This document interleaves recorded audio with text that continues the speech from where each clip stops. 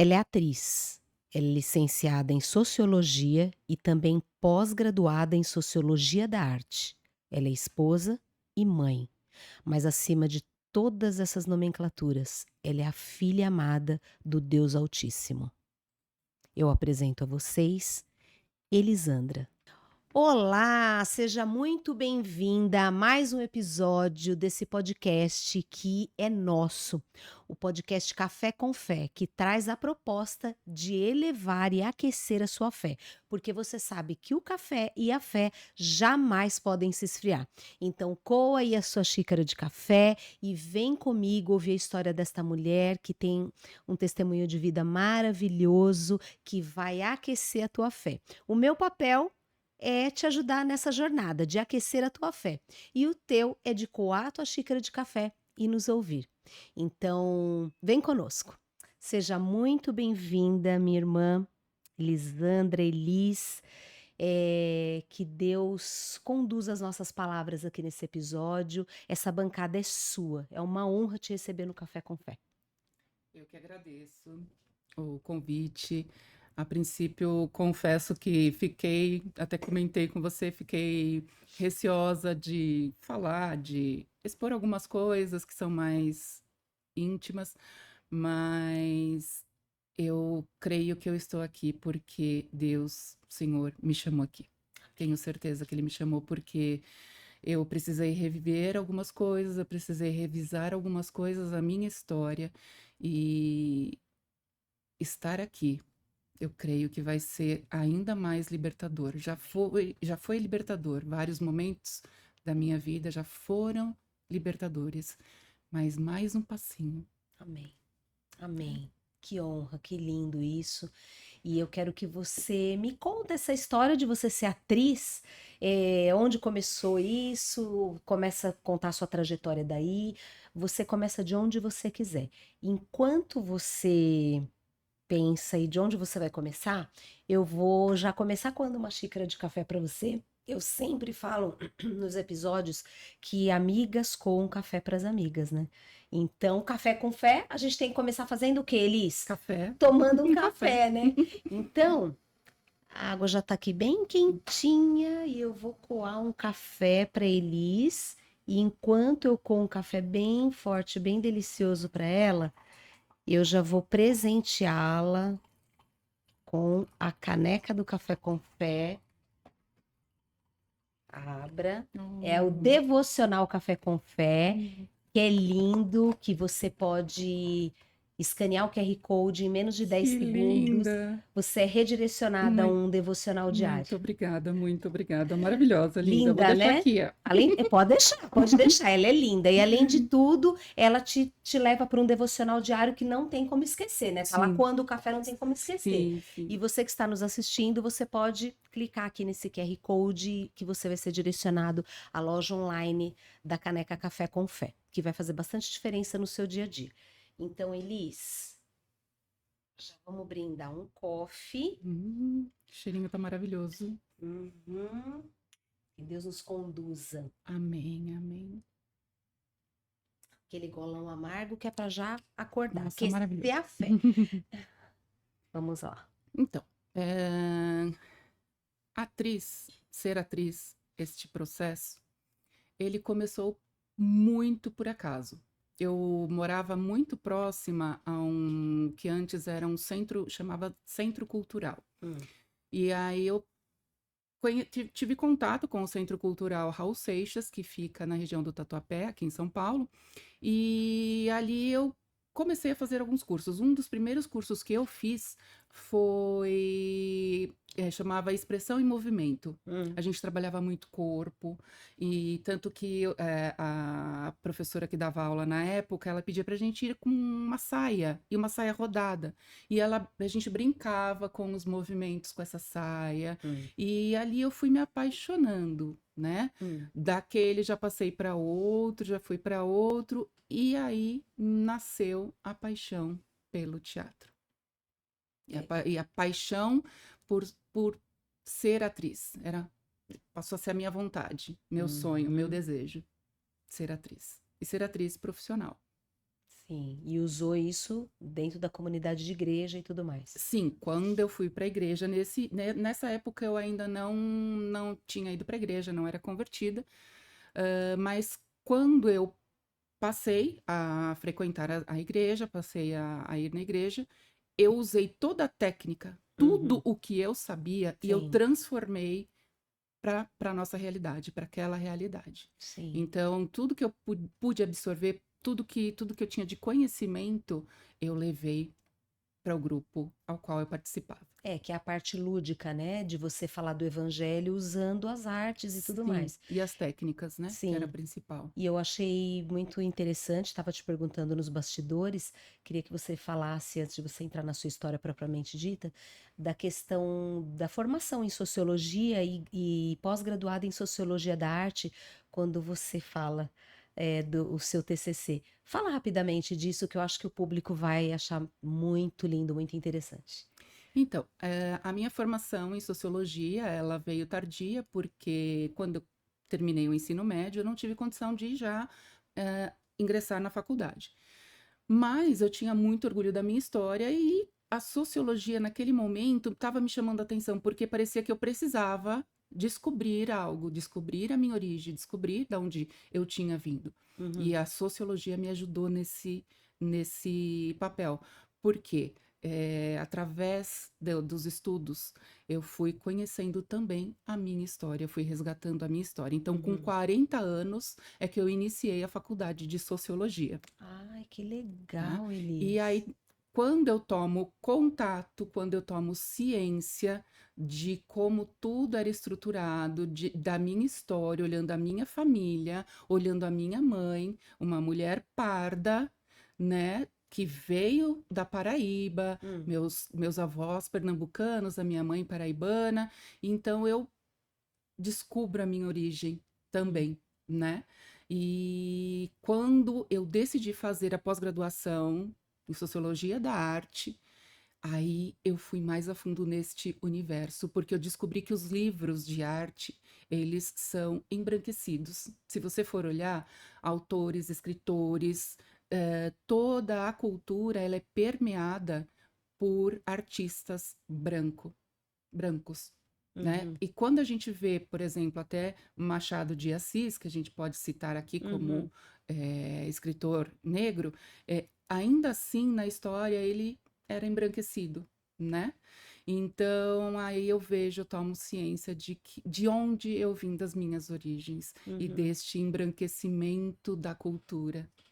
E aí eu passo a ler autores e autoras Hum, negros e negras. E aí isso começa a fazer parte da minha história e da origem da minha família, por parte da minha mãe. que lindo isso. Que lindo. Você precisou fazer o curso para ver a estrutura, né? E chegar nesse lugar que você, quando me falou nos bastidores, eu fiquei bem assim, de boca aberta. E é muito real. Você vai buscar escritores, não tem negro, né? Não tem é, na Tem, literatura.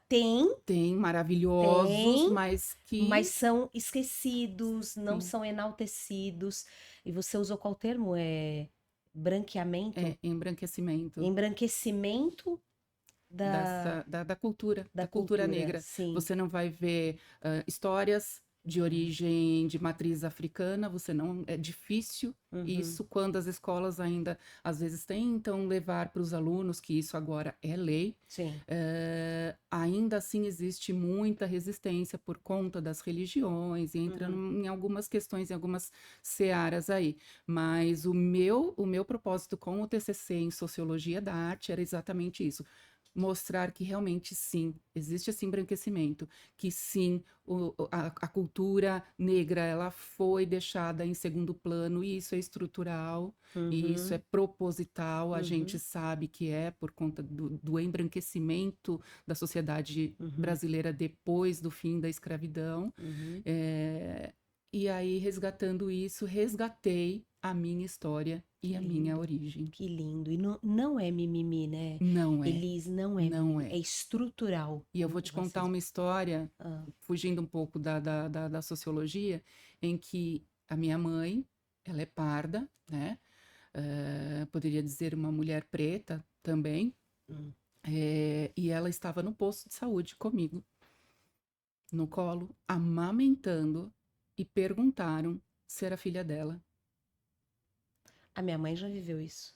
A minha mãe é Perguntaram. morena, cabelo preto, neta de negro escravizado. Eu também tenho a mesma raiz que a tua. Aliás, essa miscigenação existe no Brasil. Sim, Nós duas, branca que nem um leite, mas eu tenho a mesma história que a tua. Minha mãe sim. é, só que a minha mãe é bem morena. E, e vem essa raiz africana aí lá de trás dela. E ela estava também comigo, não lembro onde. Eu também não vou lembrar onde, eu era bem pequenininha, branquinha, dos olhos verdes, e perguntaram para minha mãe: Ela é tua filha? Você ama de leite dela? Perguntaram para minha mãe se era a filha se ela tinha levado a filha da patroa. Para minha mãe fizeram a mesma pergunta. Então é É um estrutural, sim. peso, é um peso, É, é um é, apagamento da história é. muito grande, que pesa na gente, né? Sim, sim. É uma dor, né? Que nós, como. A gente não sabe esse tipo de dor, né? Mas existe. Sim. No Brasil existe isso, é estrutural, sim. A gente nem tinha. Nós não combinamos de falar nada disso, né? Nada, Nos tanto que o bastidores. assunto foi Você outro. foi totalmente outro. Você vê como o Espírito Santo ele conduz, né? Foi muito importante você acrescentou algo nesse episódio. Mas na verdade, tudo começa a tua história por onde? Então, a minha história começa aí, Hum, exatamente nesse ponto da hum, minha mãe comigo bebê, hum, eh, e a gente carrega, né? O primeiro trauma que a gente tem é quando a gente nasce, que você já é jogado para fora nesse mundo. Então já existe uma ruptura ali com a sua mãe. hum, Eu passei, esse foi a minha primeira ruptura, hum, né? E a partir daí começa a minha história. Como a gente estava falando, a minha mãe, uma mulher parda, não era bem-vinda na família do meu pai. Isso era sabido. Minha avó não concordava com o casamento, não aceitava. Mas eles se casaram, se amavam, se casaram hum. e resolveram ter uma vida em comum. Só que não parou ali. E com 2 anos, se eu te falar que eu lembro, eu vou estar mentindo, estarei mentindo. Minha avó materna tentou separar os meus pais. Hum. E neste processo de separação, porque ela não aceitava, ela não queria, e ela queria que ele casasse com outra, que ele tivesse uma outra mulher, ela tentou, de algumas formas, usou de alguns subterfúgios, e um deles foi tentar provar que a minha mãe era louca. Para ela poder ter o domínio da situação, talvez, estou aqui conjecturando, não sei se realmente foi assim, como minha avó pensou, mas a ideia, minha mãe veio a saber depois de um tempo, era essa: Hum. separar os meus pais, e me tirar da minha mãe. Eu ficaria com o meu pai, Hum. entende? E aí, eu creio que vem o segundo trauma, depois de já ter sido separada ali da minha mãe, naquele ambiente que eu estava, que gerando. Imagina também a minha mãe passando por toda essa situação e eu lá dentro, Uhum. ela gestando isso. eh, eu presencio todo este processo, porque no dia que ela levou a minha mãe para fazer um exame, para dizer que a minha mãe realmente era louca, ah, eu fiquei na sala de espera enquanto a minha mãe foi realizar o exame. Eu fiquei na sala de espera chorando, porque minha mãe falou que eu era muito agarrada a ela, muito presa a ela, Hum. e eu não ficava com as pessoas, eu chorava. E eu fiquei berrando no colo da minha avó e ela sentada com uma outra pessoa que acompanhou ela, uma outra mulher. E minha Hum. mãe entrou para fazer o exame, arrasada, imagina. Hum. E ela tentando provar a todo momento que ela não tinha nada, que ela era sã. Talvez falando que naquela época não se falava muito, talvez ela tivesse uma depressão pós-parto, entendeu? Mas Hum. ela não era louca. Ela tinha capacidade de criar a filha. Uhum. E sua E avó queria provar o contrário, exatamente, ela queria provar o por contrário. conta da cor da sua mãe.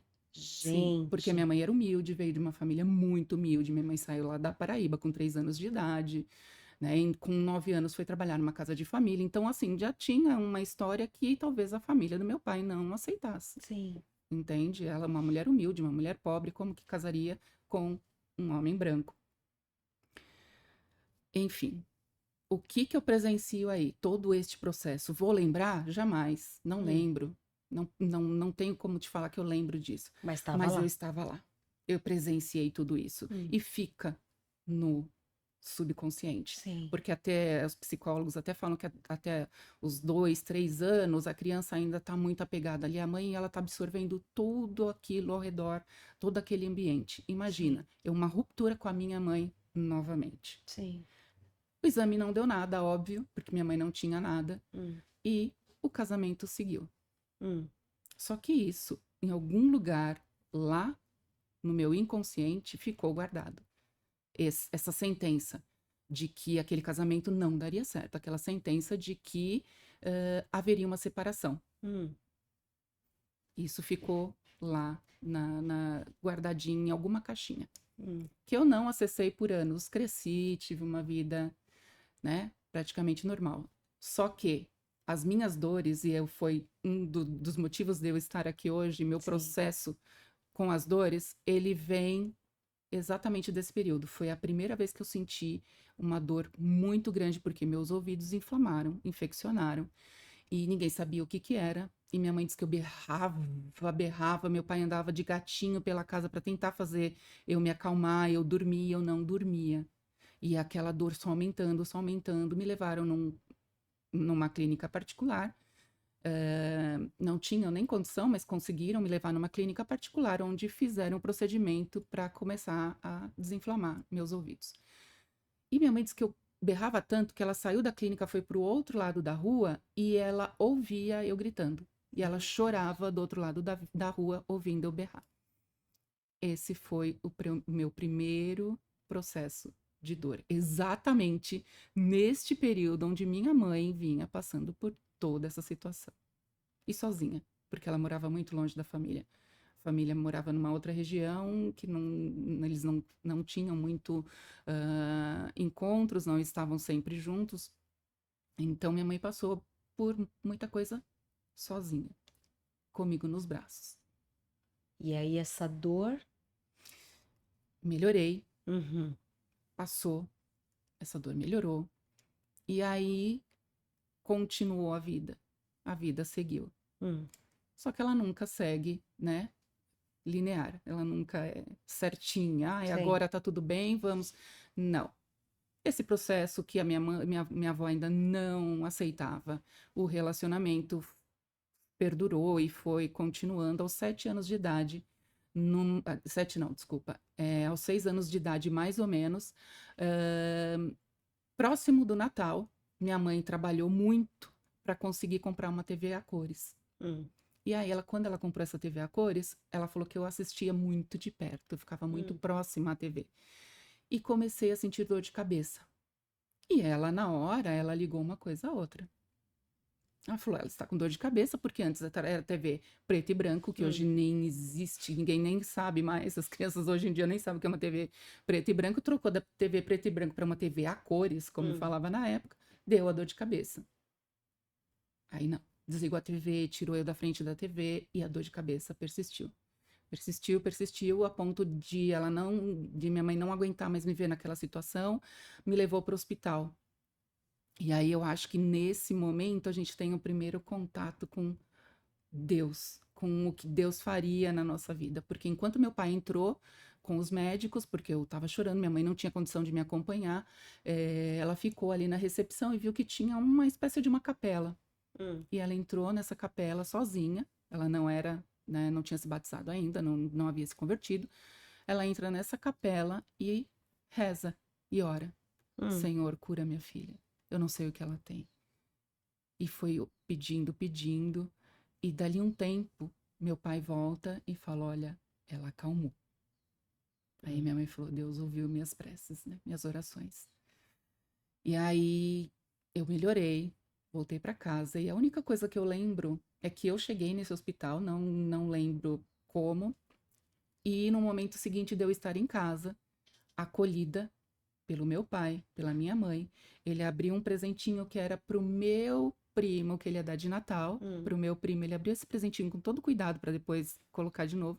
E ele deu para eu brincar. Era uma flautinha que tinha um negocinho para parecia um pianinho. E eu lembro de eu ficar ali segura, me sentir segura ao lado do meu pai e da minha mãe. E eu já tinha irmãzinha pequena, uma irmã pequena. E aquilo eu lembro, e toda vez que eu lembro dessa cena, eu sinto uma paz, porque eu senti aquilo naquele momento. Eu estou segura pela minha família. Minha família tá aqui. Não rompeu. Ninguém foi embora, não me tiraram da minha mãe.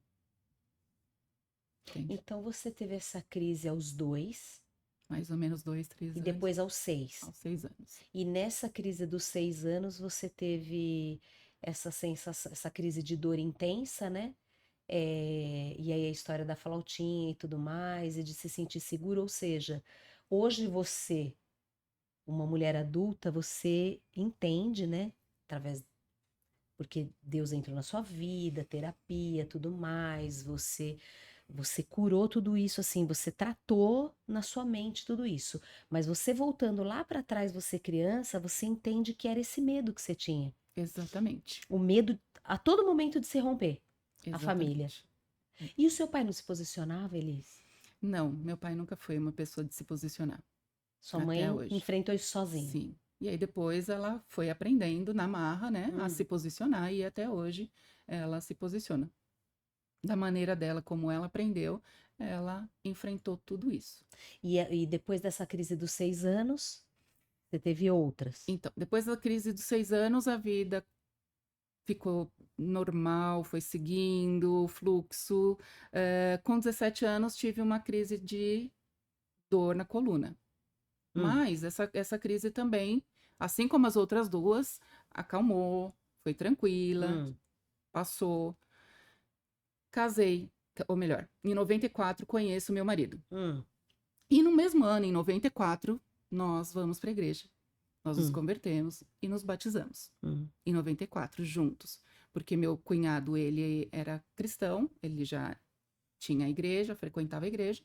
E a gente, como andava muito junto, acabou indo também. E aí fomos para essa igreja em 94.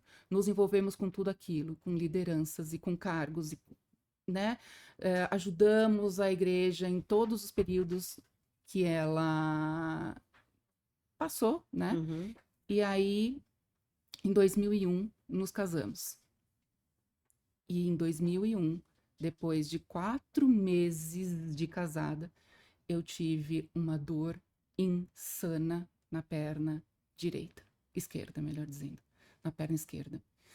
E não sabia o que era. Tudo que era terapia que me mandavam fazer, eu fazia. Ai, toma isso, faz aquilo, faz acupuntura, faz fisioterapia. E nada daquilo melhorava. E como eu já estava na igreja, eu clamava a Deus: Senhor, eu preciso de uma cura. No início era: Senhor, eu preciso de uma cura. Senhor, me cura. Senhor, me cura. Não vinha a cura. Eu mudei a minha oração. Senhor, que eu tenha os melhores especialistas, que eu consiga achar um médico que descubra o que eu tenho. Que o Senhor prepare o tratamento. Que eu consiga sair dessa situação. E a dor ali? Sim, a dor era terrível. Para você ter uma ideia, eu tinha um colchão, né? O nosso colchão de casado, ele era macio, ele era mole. E eu não conseguia dormir naquele colchão. O sofá da sala também não era confortável. O que eu e meu marido tínhamos que fazer com 4 meses de casados? A gente colocou um colchonete no chão, uns cobertores, e é ali que eu dormia, ali que eu ficava. Uma situação que para mim era humilhante. Uma pessoa que não parava, que trabalhava, que fazia de tudo, estar naquela situação. E foi uma das primeiras vezes que eu perguntei para Deus: Senhor, por quê? Por que eu estou nessa situação? Para quê? Senhor, qual o propósito de eu estar aqui? Eu não entendia. Até que, depois de oração, depois de muito procurar, descobrimos um especialista. Descobrimos o ortopedista que pediu uma ressonância, o primeiro que pediu uma ressonância magnética e descobriu que eu tinha uma hérnia de disco. Hum. E ela que estava afetando todo o meu movimento, toda a minha perna e toda a dor aqui na região lombar. E tudo isso ainda indo para a igreja, com os cargos que a gente tinha, trabalhando e convivendo com essa dor. Mas Hum. o tratamento foi fazendo efeito, o médico foi acertando toda a medicação Hum. e eu fui melhorando nesse processo. Nessa dor que para mim foi o início das dores que eu viria a ter. Porque aquelas dores primeiras, elas não chegam nem perto do que eu fui passando depois. Das crises de criança. Das crises de criança não chegam nem perto das crises que eu vim a ter depois dessa hérnia de disco que eu descobri. E aí, depois dessa hérnia de disco, vieram outras crises, outras Outras dores dores. lacerantes. Sim. Demorei muito tempo para fazer a cirurgia. E nesse processo, antes de chegar na cirurgia, eu tentei de tudo, né? Isso era 2001.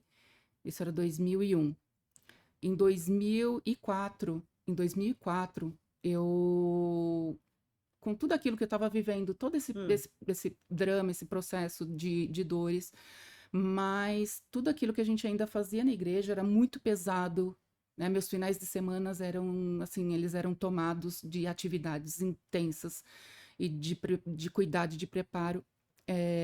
Eu descobri que aquilo ali estava me fazendo mal.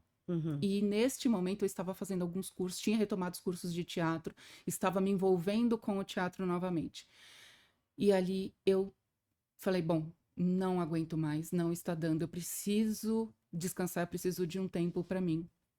E aí em 2004, eu cheguei para o meu marido e falei, olha, eu não estou aguentando, eu preciso de um tempo. E eu já tinha meio que parado algumas atividades porque eu já não tinha mais como lidar com tudo aquilo.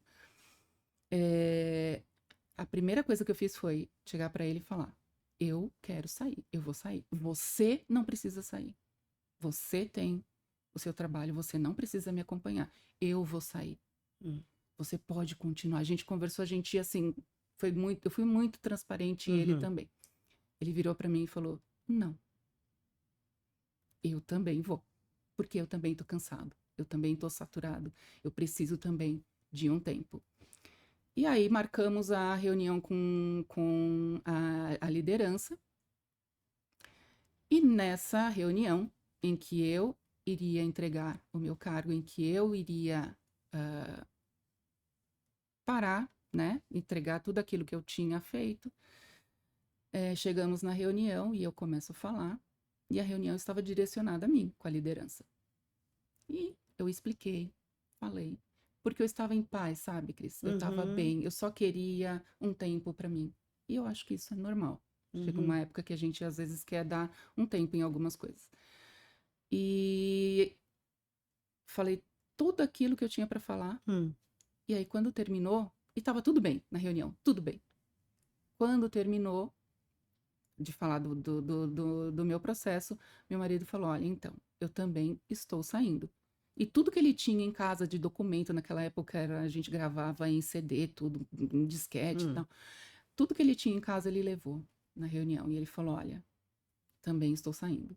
Tudo que eu tenho está aqui. Aí foi um choque, porque ninguém esperava. Porque esperavam que eu saísse. Ele não. E aí a história muda, a reunião muda, o foco que era para mim vira todo para ele. E aí começa aquela conversa de persuadir, de querer falar, não, não vai sair. Não com essas palavras, mas a forma como a reunião estava sendo conduzida dizia isso. E aí ele falou, não, eu vou sair, tá tudo aqui. Nós não temos mais nada, a gente quer que saia em paz. Aí, de tudo que foi conversado ali, Cris, eu só lembro da seguinte frase.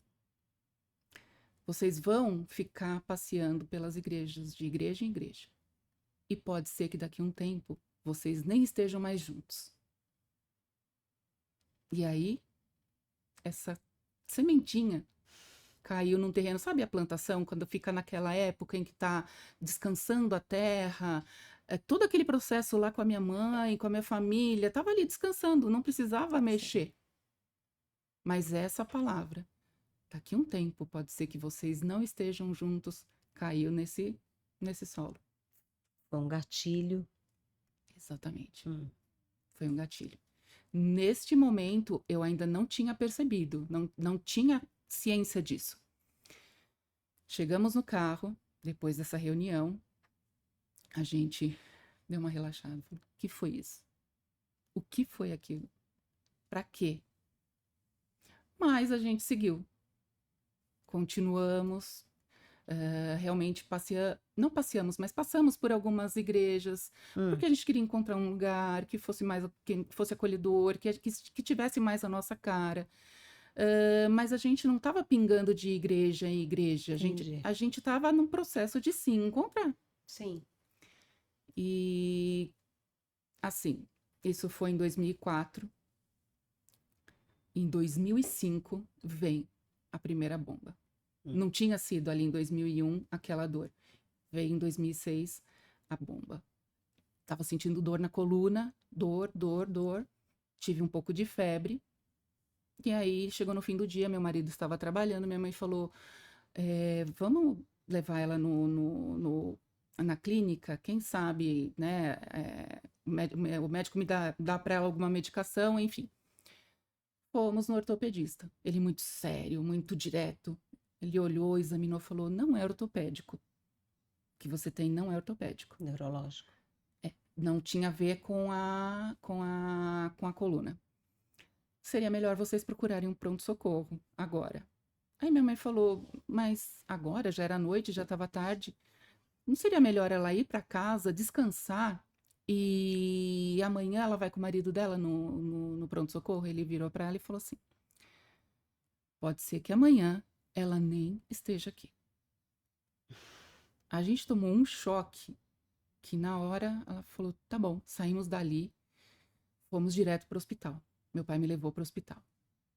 Lá eu relatei o que eu tinha, falei que eu passei pela clínica, me mandaram direto passar com um ginecologista.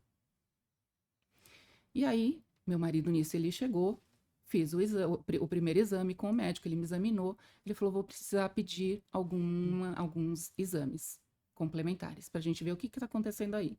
Mas o que está acontecendo, doutor? O que eu tenho?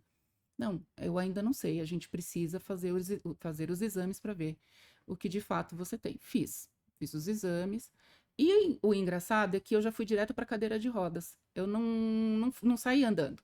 Ele falou, não, agora você vai de cadeira de rodas. Eu achei aquilo estranho, mas na hora você tá ali com dor, você não tá bem. Fiz os exames, estamos ali esperando. Eu percebi que o médico chamou o meu marido, mas não, sabe, não associei. Falei, acho que ele foi falar alguma coisa que os exames estão prontos. O meu marido volta um tempo depois. Então, os exames ficaram prontos? Ele, ficaram. Só que você vai ficar internada. Eu falei, não. Como que eu vou ficar internada? O que eu tenho? Não, você vai ficar internada. Mas por que eu vou ficar internada? Você está com uma hemorragia interna e você não pode voltar para casa. Falei, mentira, não tô. Porque eu não tinha, Cris, nenhum sangramento. Não tinha nada que falasse assim, ela está com uma hemorragia. Aí, nisso, ele foi na recepção para já ver a internação e tal, não tinha leito. Eu precisei ficar numa enfermaria. O hospital tava um caos, muita gente. Me colocaram num cantinho na enfermaria, uma bagunça tal. Aí ele chamou o médico e falou, doutor, eu posso levar ela para casa? Aí o médico falou, não. Ele falou, mas eu trago ela amanhã de manhã, não tem lugar, eu tenho que esperar o leito amanhã de manhã, eu trago para não ficar na enfermaria. Ele falou, não, ela não pode sair daqui. E se você quiser levar ela para casa e voltar amanhã de manhã, você precisa assinar um termo se responsabilizando pelo que acontecer com ela a partir dali. A gente ficou com medo, mas ele assinou o termo. Falou, vamos para casa assim mesmo. Voltamos toda lombada, todo buraco, tomando o maior cuidado para não acontecer nada. Voltamos no dia seguinte e eu já fui internada. Ele falou, olha, seguinte, a partir de agora a gente vai tentar um tratamento com você. Se não der certo, a gente vai precisar operar. Porque uma paciente que estava antes de você, eu precisei operar, não teve como fazer o tratamento. Vamos tentar? Tudo bem, óbvio, eu não queria ser operada. Uhum. Passei 15 dias não, 5 dias tomando antibiótico. E tudo quanto era tipo de remédio que eu nem sei que remédio que eu tomava. O dia era dia e noite, o dia inteiro, a noite inteira tomando medicação. Ora uma injeção, ora era comprimido, ora vinha trocar a medicação no soro. Passei 5 dias nesse hospital. E de novo, mesma pergunta. Senhor, para quê? Por que eu estou aqui? Senhor, Sem diagnóstico, inclusive. sem saber, só sabia que tinha essa hemorragia. Mas por quê? O que que aconteceu? Não sei te explicar. É que assim, né, Elis, você narrando, relatando tudo isso que aconteceu, é tal mago. Você teve crises pontuais, aos 2 aninhos, aos 6, na adolescência, Sim, depois do casamento, depois dessa crise, como a gente estava conversando, né? E todas essas crises pontuais de dores alucinantes. dores extremas. Dores Sim, extremas. Até que você descobriu que, como você falou do trigêmeo, a neuralgia do trigêmeo. neuralgia do trigêmeo, até chegar nesse Até diagnóstico. chegar aí. Só que hoje, olhando para todo esse quadro, olhando para trás, você consegue perceber que foram todas crises de dores que elas vieram precedidas de um evento traumático que te remeteu àquela fala da tua avó para tua mãe, depois essa separação que você vivia na infância sem saber, mas aquele medo estava morando ali e foram todos os gatilhos que despertaram essa dor. Sabe por que que eu tô fazendo toda essa retrospectiva? Porque para quem está nos assistindo, não que a gente está aqui falando que toda dor fisiológica, dor física, tem a ver com isso. Às vezes a pessoa de fato comeu alguma coisa, né, deu uma dor ali, dor de cabeça, ou sobrecarregou o fígado. Nós somos uma máquina muito bem feita por Deus, né? E se você come muito açúcar, você vai engordar, você vai ter dor de dente, você vai ter cárie, você, né?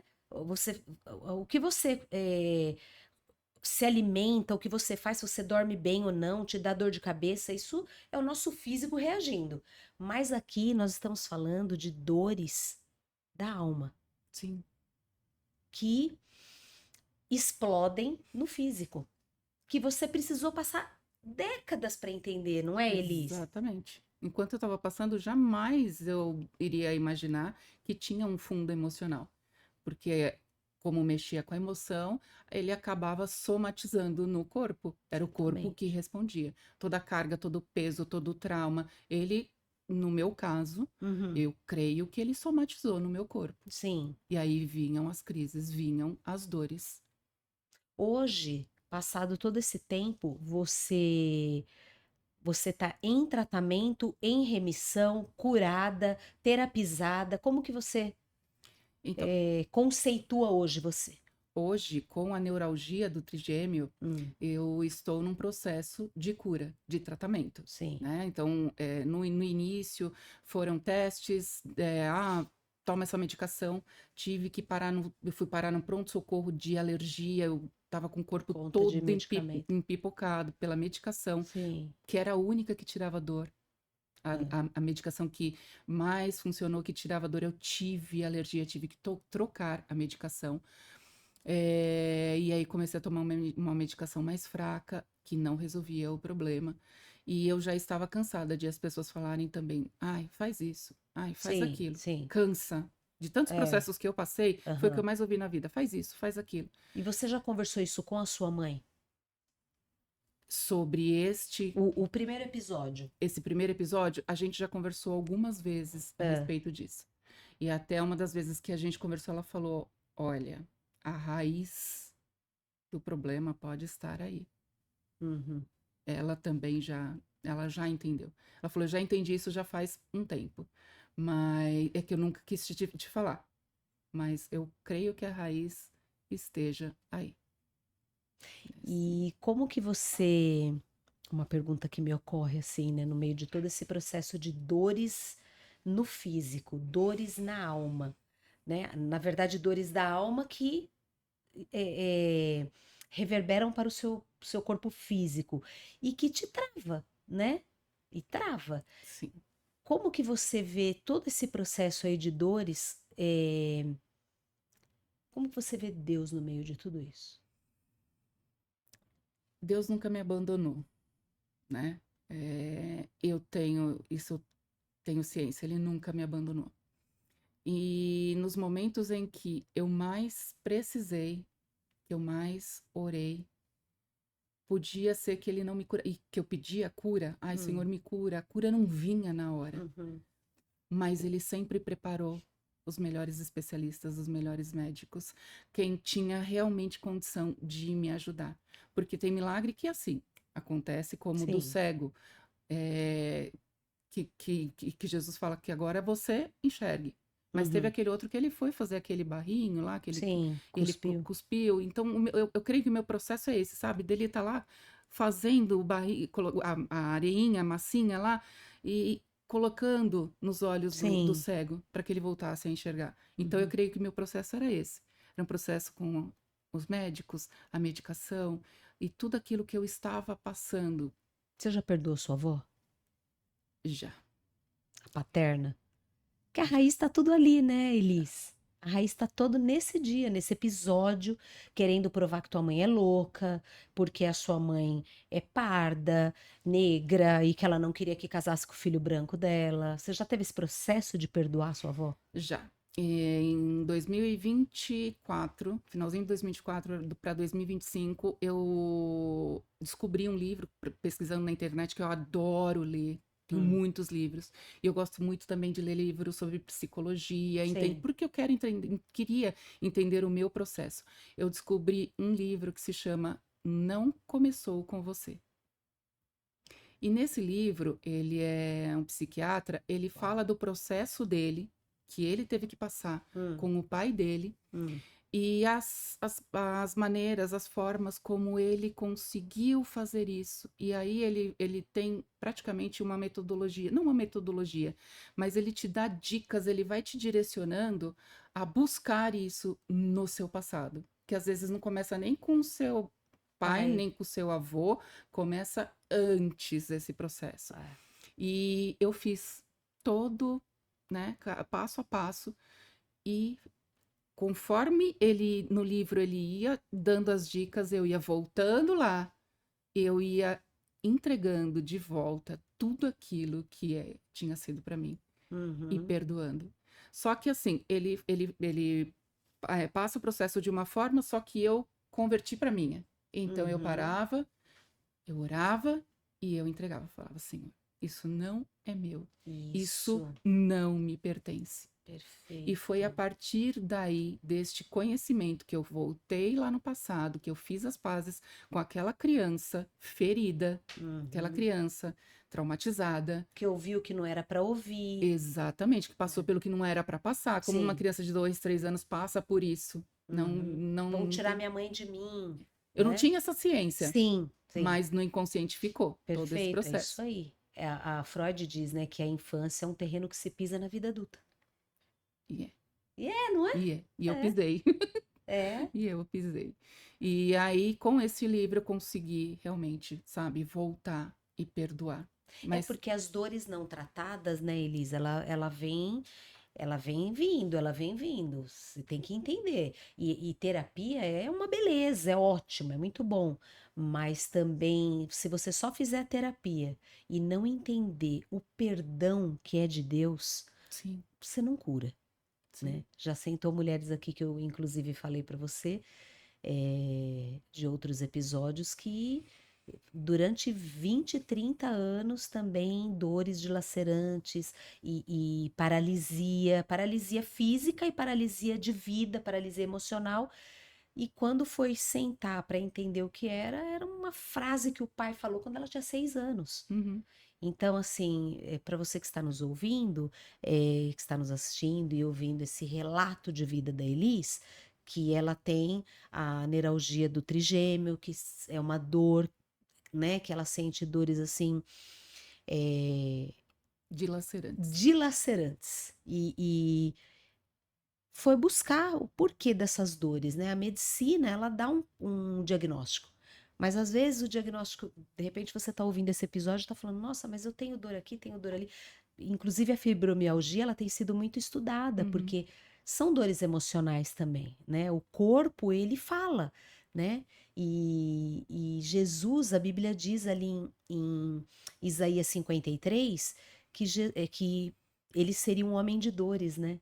Sim. Então, o pecado da humanidade recaiu todo sobre Jesus. Então, se você é uma pessoa que sente dores dilacerantes, que está descobrindo o diagnóstico, vai, trata, cuida, mas vê o lado emocional também. De repente, e a gente está falando para um público que na maioria vai para a igreja, enfim, não importa qual fé você tenha, mas assim, é porque Jesus vai me curar, Deus vai me curar. Deus ele veio resolver a sua questão da salvação. Você não se salvaria por si só. Sim. Ele veio resolver a nossa questão da salvação. Mas ele deixou médicos, medicamentos, ele deixou terapeutas, ele deixou inteligência humana para cuidar, né? Sim. É muito importante a gente ir atrás, buscar A raiz. a raiz das coisas. E muitas vezes eu creio muito nisso. E às vezes essa dor toda vai se encerrar em você. Você tem que quebrar esse ciclo para o teu filho não passar isso, Sim. tua filha, tua neta não vir passar por isso. Sim. Quebrar esse ciclo maldito, né? De preconceito, de traição, de pecados que vêm vindo encrostado na sua família e que às vezes é isso, né? É terapia, é Deus, é a fé, vem no combo completo. Deus nos fez triunos, né? Como Ele é Pai, Filho e Espírito, nós somos seres corpo, mente, espírito, corpo, alma e espírito. Meu, se um não cuida, tá manco, você vai cair, não é? Fica Uhum. manco ali. Sim. E eu achei muito interessante quando você falou que você foi buscar a raiz e pedir perdão, perdoar a sua avó, conversar isso com a sua mãe, para o ciclo se quebrar em você, né, Elis? Exatamente. E nesse livro, o interessante é que ele fala exatamente sobre isso. Ah, Porque eu não preciso passar adiante o que está comigo. uhum, Eu tenho tentado, dia após dia, quebrar esse ciclo e meu filho não ter que passar por isso. perfeito. Não que eu coloque ele numa redoma e não Não, não é deixe isso. É ele. quebrar esse ciclo É mesmo. só que assim, ele não precisa carregar isso. Isso Isso. não é dele. Assim como não era meu, assim como não era da minha mãe, Uhum. entendeu? Então, eu eu tive que voltar nesse passado, remexer esse passado para poder entender e perdoar. Você já viu um vídeo que eu já assisti várias vezes na internet? É assim, é um copo totalmente sujo. Uhum. Você já assistiu esse Já assisti, vídeo? é maravilhoso. Gente, isso é a ilustração do que nós estamos falando. É um É, copo totalmente sujo e aí ela coloca assim debaixo de uma torneira, né? Aí enche aquela sujeira ali. Aí passa para outro copo, fica mais clarinho. Esse copo passa para outro que fica mais clarinho e vai passando até que um é só água limpa. Então é isso que você está fazendo. Isso daí veio de lá de trás e aí veio caindo, sim, sujando, sujando. E você entendeu? A nossa geração é a geração da informação. Os nossos pais, os nossos avós não tinham a informação que nós temos hoje. Ai, a neurociência, a psicologia, a, a quebra de maldição. Eles não tinham essa ciência, não, eles não tinham, nós temos. Né? O que Jesus diz? Errais por não conheceres as escrituras. Então a gente não pode, mas a gente é indisculpável. Porque a gente tem as escrituras, a gente tem internet, chat GPT, você tem bibliotecas, você tem acesso a tudo. acesso a tudo. Então, por que que a minha mãe sofreu isso, a minha avó, minha bisavó? Qual o ciclo que eu tenho que quebrar? A nossa geração, que nós temos a mesma idade, 5.2, né? 50 a mais, com corpite de 30, Sim. cabeça de 25, não Sim, é? sim. Então é isso, as nossas mães, quando tinham 50, elas não tinham essa bagagem que a gente tem. Uhum. Então nós somos indisculpáveis. Quem está nos assistindo, você é indisculpável. Se você está passando por algo que você fala assim, por que que ninguém na minha família tem. Todo mundo se divorcia. São ciclos, né, Elis? Sim. Por que que todo mundo se divorcia? Por que que tem tanta usuário de droga na minha família? Por que que tem tanta dívida? são pecados e maldições que vêm se arrastando na família. Por que tem tanto câncer? Por que tanta doença? Por que tanta dor? Meu, vai ler, estudar, ler sobre neurociência, psicologia, porque a palavra diz que Jesus veio para quebrar tudo isso. Ele levou sobre si todas as dores. Então eu quero ter essa vida abundante que Jesus me prometeu, não é, Elis? Sim, Eu vim para que tenha vida e vida em abundância. Senhor, eu quero apoderar desta palavra. Eu quero tomar para mim. vivê-la, Eu quero vivê-la. viver essa vida abundante que o senhor está falando. Então, o que que eu tenho que quebrar aqui? Eu quero quebrar a partir de mim. Eu não quero que os meus netos tenham essa maldição que as minhas gerações anteriores vieram passando. E isso aqui, gente, nós somos cristãs, a gente não está falando de é, geração, como que fala? Quebra de geração antiga, Quebra de quebra de maldição. maldição, não é nada fantasioso, místico. Não. Isso daqui é palavra de Deus. Aquele que conheceu a palavra de Deus e entendeu que Jesus veio para nos dar vida e vida em abundância, Senhor, eu quero acessar essa vida abundante. O que que eu tenho que fazer? Eu não quero, não que você vai virar para Deus e dar ordem, né? Fala, não quero mais sentir dor na perna, não quero. Cuida, trata, faz a parte humana, mas a parte do milagre é a parte dele. Porque quando ele fala para Lázaro, né, sai para fora, mas Uhum. antes dele falar sai para fora, ele não fala para as pessoas que estão ali, remove a pedra. Então a nossa parte não é remover a pedra, vai para o médico, faz terapia, toma o medicamento, vai para musculação, come direitinho, faz a tua parte. E a parte do milagre é com ele, né? Exatamente, porque a gente quer às vezes tudo pronto. Senhor, eu Sim. quero cura, mas a É. cura tem que ser agora, Uhum. né? Então eu me encaixo nisso. As pessoas não querem ter que ter que procurar. As pessoas não querem ter este, né, interesse, mas a gente precisa. Sim. Né? Eu preciso me aprofundar, eu preciso entender. Não, muitas vezes, e eu fazia muito isso. Senhor, me cura. Senhor, me cura. Como se fosse, se Deus fosse fazer assim e É. minhas dores iam sumir. É. Não, até eu entender que cada dor, depois eu fui entendendo, e Uhum. eu brigava muito com Deus. Eu falava para as pessoas que eu brigo com Deus, eu falo, eu questiono. As pessoas não faz isso. Eu falo, Não, não, eu faço, eu preciso conversar, eu preciso falar com Deus, eu preciso isso. entender. Eu já entrevistei várias mulheres, Elise, eu sempre pergunto isso. Você já colocou Deus no banco dos réus? Né? Eu tenho uma amiga que veio aqui que ela enterrou dois filhos, duas crianças. Um morreu no colo dela. 2, 3 aninhos. Todo mundo aqui do estúdio chorou o dia que essa mulher veio aqui falar.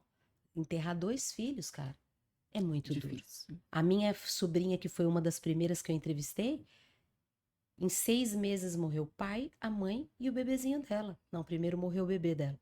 Meu Deus. Bebezinho de 4 para 5 meses. Depois morreu o pai dela, não aguentou ver a dor da filha. Teve um AVC, morreu. Depois a mãe. Ela enterrou pai, mãe e o filho em 6 meses. Sabe? Então, assim, a gente questiona. E eu Sim. sempre pergunto: você colocou Deus no banco dos réus? Eu sempre questiono isso porque não é só questão de colocar Deus no banco dos réus, porque ele não é culpado de nada. Mas é assim. Aí tem gente que fala assim: não, jamais. Não, jamais eu coloquei. Aí eu penso assim: meu Deus, será que eu tô pecando? Porque eu treto com Sim, Deus. eu questiono, é o que Eu eu fazia, treto, eu questionar. sento e falo: vem cá, não tô entendendo. O que que o senhor quer me ensinar? Fala, seja claro. Não estou entendendo. E não é assim que a gente conversa com o pai da gente? E eu acho Eu que, questiono também. Se é eu acho que pecado, essa é a oração, né? É uma oração verdadeira, porque você sai tá do colocando, é, âmago. Senhor, não estou compreendendo. Por que que eu estou vivendo isso? A gente não está aqui falando nesse episódio, né, Elis? Que toda dor, ai, tô com uma dor de dente. Ai, deixa eu buscar lá nas minhas gerações passadas a dor de... não, não, Não não, é disso que a gente não. está falando. A gente está falando de um padrão familiar que vem se repetindo e você vive com aquela dúvida: por que que eu estou sempre vivendo isso? A minha mãe viveu isso, a minha avó, o meu irmão, o meu primo. Isso é um padrão. Então, peraí. Deixa eu entender esse padrão. Qual foi o gatilho da família? Eu quero que quebre agora, eu quero quebrar em mim. Nós temos esse poder dado pelo nome de Jesus. Não é sim, Elis, é sobre isso que nós estamos falando aqui. Eu tenho certeza que tudo isso que a Elis falou vai falar com muitos corações aí que estão nos assistindo. sim. E eu consegui quebrar com esse processo por meio de uma oração. Hum, Já com a neuralgia do trigêmeo, no final do ano passado, em novembro mais ou menos, em novembro, a Helena, que hum. já veio aqui, doutora Helena, Maravilhosa. sim, Aliás, obrigado, querida, seja honrada. Deus seja louvado pela tua vida. Vamos sempre, não vamos sonegar a honra. Elis está aqui porque me conectou, né? A doutora Helena me conectou com a Elis. Tô então. aqui, tô só vendo a Grazi me olhando. Então, e a doutora Helena me Ah, convidou para casa, né, para ir na casa dela, para um almoço. Só que assim, eu não sabia exatamente quem estaria nesse almoço, mas estavam alguns irmãos que eu hum, conheço desde, né, da minha primeira igreja, daquela onde eu saí, onde tudo começou. Eu criei muitos laços e muitos vínculos, e algumas pessoas estavam lá, inclusive a Laurinha, hum, maravilhosa também. E aí chegou uma hora do almoço que ela falou, e eu com dor, e hum, tomando uma medicação que ela me deixava assim muito lenta. E eu, para falar, era difícil, a língua enrolava, e às vezes eu estava falando, a pessoa completava a minha frase, hum, e isso foi me fazendo muito mal. E naquele almoço eu estava assim, com dor, né, naquela situação, processo ainda de medicação não estava fazendo efeito. ah, E aí ela falou: "Vamos orar? Posso orar por você?" ah. Falei: "Sim." E aí juntou todo mundo que estava ali, doutora Helena, a Laura, o Beto, a Ju, meu marido, que não me abandonou em nenhum desses processos, mesmo a gente tendo uma crise homérica, né, no casamento lá em 2016, a gente continuou até ali. E ela orando por mim, Hum. ela falou assim: ele quebra com isso, libera perdão, libera ele da sua vida.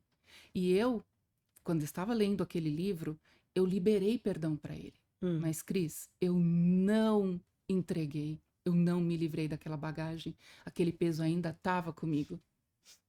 Porque eu Uhum. perdoei, mas parece que eu fiquei segurando, Sim. retendo, porque aquilo me marcou, porque em algum lugar lá eu acessei uma outra memória. E ali naquele momento eu falei, eu já perdoei, pensei comigo, enquanto ela estava orando, eu já perdoei ele. Uhum. Por que que eu não o libero? E ali eu liberei. Falei, isso não é meu. Amém. E naquela oração eu entreguei tudo, deixei tudo ali, Aos pés da aos cruz. pés da cruz. E eu vou te falar que a partir dali, o tratamento começou a fazer efeito. Perfeito. Eu voltei em outro almoço na casa da Helena, e aí eles falaram: você não é a mesma pessoa. Uau. Não, o que que aconteceu?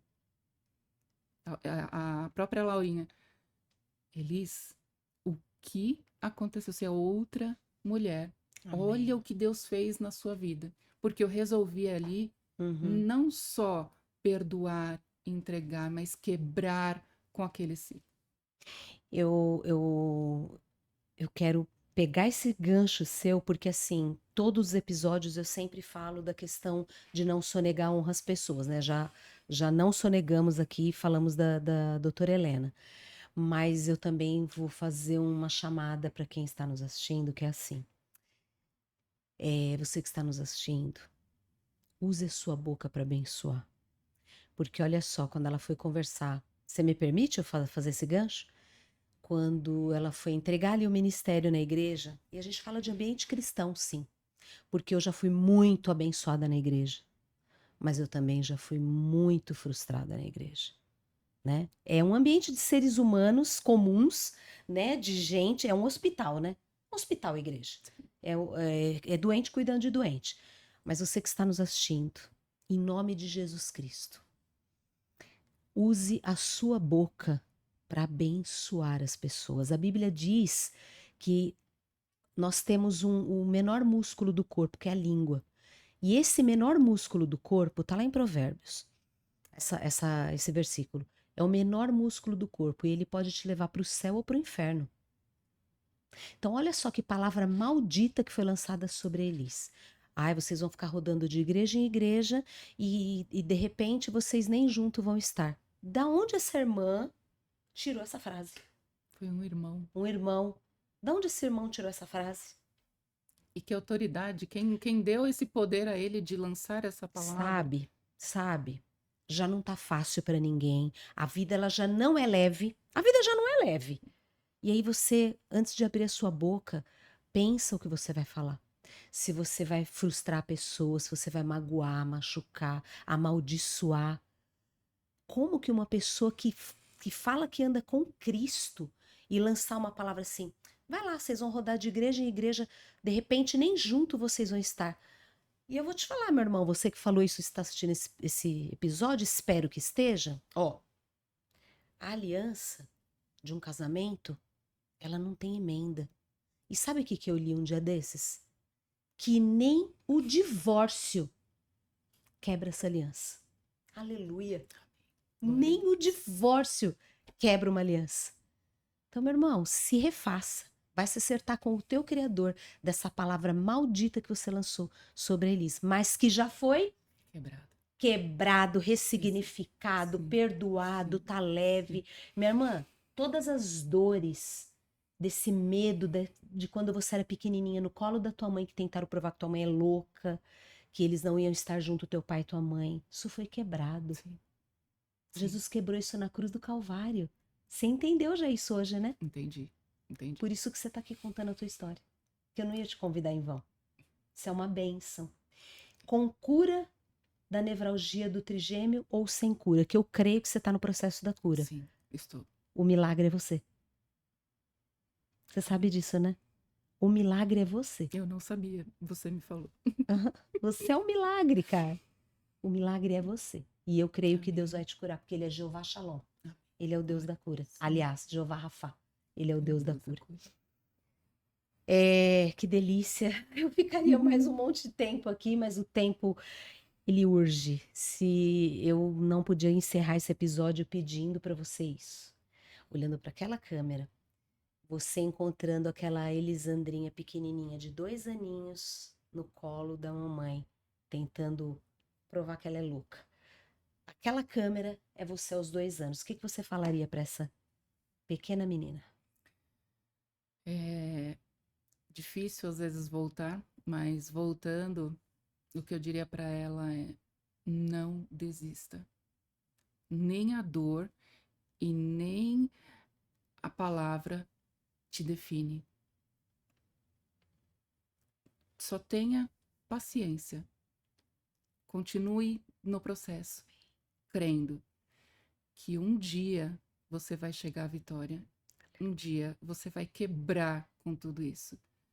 A palavra não me define, a dor não me define. Quem me define e quem vai definir você é Deus. Aleluia. O Senhor vai te definir. Só tenha paciência. Continue andando passinho em passinho, como bebê que você está aí engatinhando, você está aí andando, passinho em passinho. Deus vai definir a sua vida.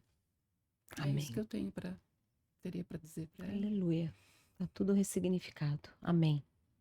Amém, querida. Deus seja louvado pela tua vida. O milagre é você, viu? Amém. Você é um milagre. E você que nos acompanhou até agora,